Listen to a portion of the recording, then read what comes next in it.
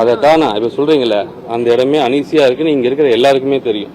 அதை சரி பண்றதுக்கு முயற்சி எடுக்கலாம்னு சொல்லும்போது அப்ப நீங்க கடைகளை தரத்தை உயர்த்தி குடிக்கிறவங்களோட எண்ணிக்கையை கூட்டுறீங்களா அப்படிங்கறதெல்லாம் ஒரு இது ஏதாவது ஒரு நல்ல முயற்சி எடுக்கும்போது ஒரு துறையை ஒரு சீரமைக்கும் போது மனசார அதுல தப்பு இருந்தா குறை சொல்லுங்க. இல்லைன்னா இது ஒரு அரசியலுக்காகவோ அல்லது சிலதை நாங்க இருக்கோம்னு காட்டிக்கிறதுக்காகவோ அந்த மாதிரி குறைகள் சொல்லாம இருந்தா நீங்க நினைக்கிறது எல்லாமே கொண்டு வரலாம். அதெல்லாம் இப்ப என்னோட மானிய கோரிக்கையில சொல்லி 4000 கோடி இப்போ இன்க்ரீஸ் பண்ணிப்போம். 51,000 கோடி போன வருஷம் இருந்துச்சு. இப்போ 55,000 கோடியா இன்க்ரீஸ் பண்ணதுக்கு விருது கொடுத்திருக்காங்க. மதுபான விலைகள் எதுவும் ஏற்படுத்துக்குள்ள மதுபான விலைகள் ஏறாது. நான் தெளிவா சொல்றேன், எங்களுடைய நோக்கம் மதுபானத்தை வித்து அரசுடைய வருவாயை பெருக்கிறது எங்க நோக்கம் கிடையாது. அப்ப எப்படி லாபம் ஏறிச்சு, எப்படி உங்களுக்கு இவ்வளவு டார்கெட்னா, இதுல இவ்வளவு வருஷம் நடந்த ஊழல் அத்தனையுமே தெரிஞ்சுட்டு அந்த அத்தனை ஊழலையுமே கண்டுபிடிச்சு அதை குறைச்சிட்டு வரோம்.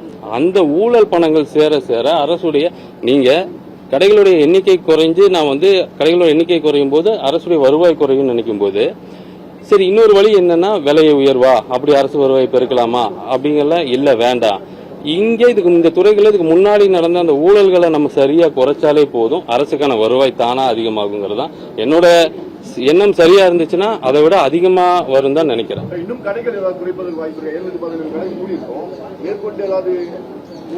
நிச்சயமா மூடுவதற்கு இல்ல, ரீலோகேட் பண்றதுக்கு, இடமாற்றம் செய்வது. மக்களுக்கு இடையூறாக இருக்கக்கூடிய கடைகள் எல்லாம் அடுத்த முறை மாண்புமிகு முதலமைச்சர் அறிவுறுத்தி இருக்காரு. ரொம்ப பிரச்சனையா இருக்க கடைகளை இடமாற்றம் செய்வதற்கான நடவடிக்கைகள் எடுங்க. எவ்வளவு கடை மக்களுக்கு பிரச்சனையா இருக்கோ அவ்வளவு கடைகள் ஆய்வு செஞ்சு ஆனா கிட்டத்தட்ட அந்த நடவடிக்கையெல்லாம் பாத்தீங்கன்னா எந்த கட்சியும் எடுக்க மாட்டாங்க. நீங்க எந்த ஆட்சியுமே எடுத்ததும் கிடையாது. இதுக்கு முன்னாடி சட்டமன்ற பேச்சுக்கள்லாம் நான் மானிய கோரிக்கைக்கு தயாராக இருக்காங்க, அதெல்லாம் படிச்சுட்டு வரேன். அதெல்லாம் பார்த்தா இந்த 10 ரூபாங்கிறது இன்னைக்கு நேற்று இல்லையாமா 2011 இருந்து இந்த 10 ரூபா 5 ரூபா 2 ரூபா பிரச்சனைகள்லாம் இருக்குன்னு சொல்லி கடந்த அமைச்சர்கள் பேசின அந்த விவாதங்கள் எல்லாம் பார்த்தேன். இதை குறைக்கிறதுக்கு எந்த ஆட்சியுமே முன்னெடுக்கல. தமிழக வெற்றி கழகம் தான் முதல் முறையா வந்துச்சு. எதனால இந்த 10 ரூபா வாங்குறாங்கன்னு நாங்க தெரிஞ்சுக்கிட்டோம். ஊழியர்களுக்கு சில செலவுகள் இருக்கு, அதனால வாங்குறாங்கன்னா அந்த ஊழியர்களோட செலவுகளை குறைக்கிறதுக்கான முயற்சிகள் எடுத்திருக்கோம். அதே மாதிரி சில அதிகாரிகளுக்கு கொடுத்தோம்னு சொன்னாங்க, அந்த அதிகாரிகளை வாங்க விடாம தடுத்திருக்கோம். சில அரசியல்வாதிகளுக்கு கொடுத்தோன்னு சொன்னாங்க, அந்த அரசியல்வாதியும் வாங்க வேண்டாம் வேண்டாம்னு சொல்லிட்டோம். அதனால யார் மேல யாரு மேல கேக்குறீங்க?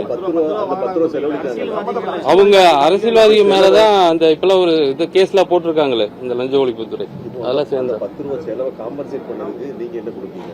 அவங்க பிரச்சனை என்ன சொன்னாங்கன்னா, அந்த கேஸ் இங்கதான் இருக்கிறாரு, அந்த கேஸ் இறக்குறாங்கல்ல, அந்த கேஸ் இறக்குற கூலிகள் குறைச்சிட்டோம். அப்புறம் அதே மாதிரி கடையோட கரண்ட் பில்லு செலவு இருக்குனாங்க, அந்த கரண்ட் பில்லு செலவை குறைச்சிட்டோம். திருப்பி அவங்க கடை வாடகை ஒரு பிரச்சனை இருக்குனாங்க, அதையும் சரி பண்ண முயற்சி பண்ணிட்டோம். அட்டை பாக்ஸ்ல உள்ள பிரச்சனை இருக்காங்கன்னா அடுத்த டெண்டர்ல அட்டை பாக்ஸோட அந்த பிரச்சனைகளை அடுத்த டெண்டர் வரும்போது அது முடிஞ்சிடும். அப்புறம் பார்ல இருந்து எங்களுக்கு டிமாண்ட் பண்றாங்க அப்படின்னாங்க, நீ அடுத்த டெண்டர் பார் வரும்போது அவங்களும் அதை பண்ணக்கூடாதுன்னு முடிவு பண்ணிட்டோம். ஸோ அப்புறம் எங்களோட சம்பளம் ரொம்ப கம்மியா இருக்குனாங்க, அதுலயும் முதல் கட்டமா 25% சம்பளமும் இஎஸ்ஐயும் அவங்களுக்கு கொடுக்கறதுக்கு வழிவகை பண்ணிட்டோம். இதெல்லாம் ஏன் பண்ணோம்னா அரசு கிட்ட இருந்து மட்டும் கிடையாது, அரசுல நடக்கிற ஊழல் மட்டும் கிடையாது, கன்சியூமர்ட்ட இருந்து கன்சியூமருக்கே தெரியாம வாங்கக்கூடிய பணங்களையும் தடுக்கணும் அப்படிங்கறது அரசுடைய எண்ணம். அதனாலதான் இப்ப வந்துச்சு பாத்தீங்களா. இப்போ எதனால வாக்குவாதம் வருது? நேரா போய் பணம் கொடுக்கும் போது 140 ரூபாய் இன்னொரு 20 ரூபா கொடுங்கன்னு சில பேர், பல பேர் மாறிட்டாங்க. சில எங்களுடைய தொழிற்சங்க நண்பர்கள்லாம் நாங்க வாங்கவே மாட்டோம்னு அதே இதுல செஞ்சுட்டு இருக்கிறாங்க. சில பேர் என்னன்னா ஒரு 140 ரூபா கொடுக்கும்போது இல்ல 150 ரூபா 160 ரூபான்னு சொல்லி அந்த சமூக வலைதளங்கள்ல வர அந்த வீடியோ நானும் பார்த்தேன். சோ அந்த பிரச்சனை இருக்கக்கூடாதுன்னா இதுதானே தீர்வு. இதை எடுத்த இது வரவேற்க தானே செய்யணும். இதுல என்ன தப்பு இருக்கு? உங்களுக்கு ஏதாவது தெரியுதா இது தப்புன்னு? அப்படி எப்படி எந்த அடிப்படையில புரிஞ்சுக்கிறாங்க? யார் அவங்களை எஜுகேட் பண்றப்ப யாரோ இதை தப்பா டைவர்ட் பண்றதுக்கு ஒரு கூட்டமே உட்கார்ந்துட்டு இருக்குன்னு நினைக்கிறேன். எப்படி இது என்ன அவ்வளவு அத்தியாவசியமா டோர் டெலிவரி வீடு வீடா பண்றதுக்கு? 17 கடைகள் நம்ம வழிபாட்டு தலங்கள் பள்ளி கல்லூரி அருகில் இருக்கு நம்ம மூடுறதுக்கு முயற்சி பண்ணிட்டு, ஆனா இன்னமும் அது இயங்குறதா அண்ணாமலை சமீபத்தில் ஒரு ட்வீட் போட்டு சொல்லியிருந்தாரு. அது கவனத்துக்கு நாங்க என்ன அதெல்லாம் கவனத்துக்குலாம் அன்னைக்கே வந்துச்சு. பட் அந்த அவரு சொன்னது மதிப்புக்குரிய அண்ணாமலையை மட்டும் கிடையாது, இன்னும் நிறைய பேர் சொல்லியிருக்காங்க எங்க பகுதியில் எங்களுடைய வீட்டு பக்கத்துல இது மாதிரி கடைகள் இருக்குன்னு சொல்லி. அதான் நான் சொன்ன பாருங்க, அத்தனை கடைகளுமே ஆய்வுக்கு எடுத்துட்டு இருக்கோம். பிரச்சனைக்குரிய கடைகள் எல்லாமே இடமாற்றம் செய்யறதுக்கு என்னென்ன ஏற்பாடோ அதெல்லாம் பண்ணிட்டு இருக்கோம். துறை சார்ந்த அமைச்சரா நீங்க வாகனத்தில் போகும்போது அந்த டாப்மார்க் கடையில் அவ்வளவு கூட்டவங்க நின்று அந்த பொருள் எல்லாம் வாங்க போகும்போது உங்களுடைய மனநிலை எப்படி இருக்கு? அது மட்டும் இல்லாம அங்க பெண்கள் போறது வரது ரொம்ப சிரமமா இருக்குறாங்க. இருக்கிற 4500 கடைகளும் 4048 எல்லா கடைகளும் அந்த நிலை தான் இருக்கு. பெண்கள் போக முடியல, வர முடியல. அவங்க கட்டி சாப்பிட்டதுக்கு அப்புறம் அவங்களுடைய பிஹேவியர் வேற மாதிரி இருக்கு. இதெல்லாம் தடுப்பதற்கு என்ன மாதிரியான ரொம்ப வருத்தமா தான் இருக்கு. அது எப்படி சொல்றது? ஏன்னா நாங்க எங்கேயோ வெளியூர்ல இருந்து வரல, இதே ஊர்ல பிறந்து இதே ஊர்ல அந்த மாதிரி கடைகள் பக்கத்துல குடியிருந்து அதெல்லாம் கடந்து அதெல்லாம் பார்த்து வந்தவங்க தான். அது ரொம்ப கஷ்டமா இருக்கு. அதெல்லாம் மாத்துறதுக்கான முயற்சி தான். நீங்க இப்போ 2 மாசத்துல இந்த டாஸ்மாக் துறையை மட்டும் எடுத்துக்கோங்க, எத்தனை அதை சரி பண்றதுக்கான எத்தனை வேலை செஞ்சிருக்கோம், எத்தனை எதிர்ப்பு வந்திருக்கு, எத்தனை பேர் குறை சொல்லியிருக்காங்க. நான் எடுக்கிற முயற்சி எல்லாமே எடுத்தவனே தப்புன்னு சொல்லி அதை பார்த்து அது சக்சஸ் பண்ணதுக்கு அப்புறம் இல்ல சரிதான் அப்படின்னு சொல்லக்கூடிய ஆட்கள் நிறைய இருக்காங்க.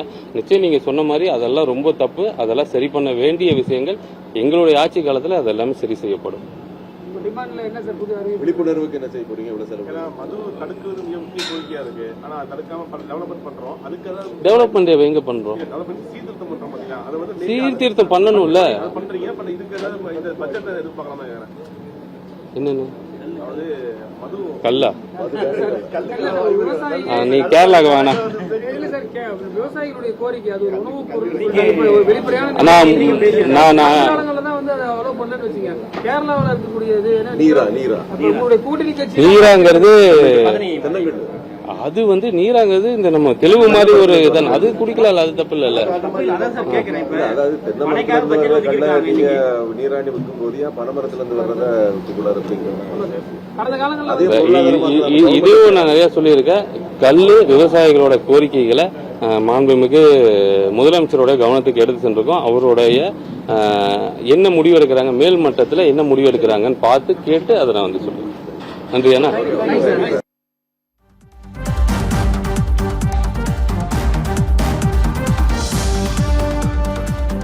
ஆன்லைன் மது விற்பனை செய்யப்படுவதாக வெளியான தகவலுக்கு அமைச்சர் விக்னேஷ் மறுப்பை தெரிவித்திருக்கிறார். ஆன்லைனில் முன்பதிவு சோதனை நிலைதான் உள்ளது என்றும் ஆன்லைனில் மது விற்பனை நடைபெறாது எனவும் அவர் தெரிவித்திருக்கிறார்.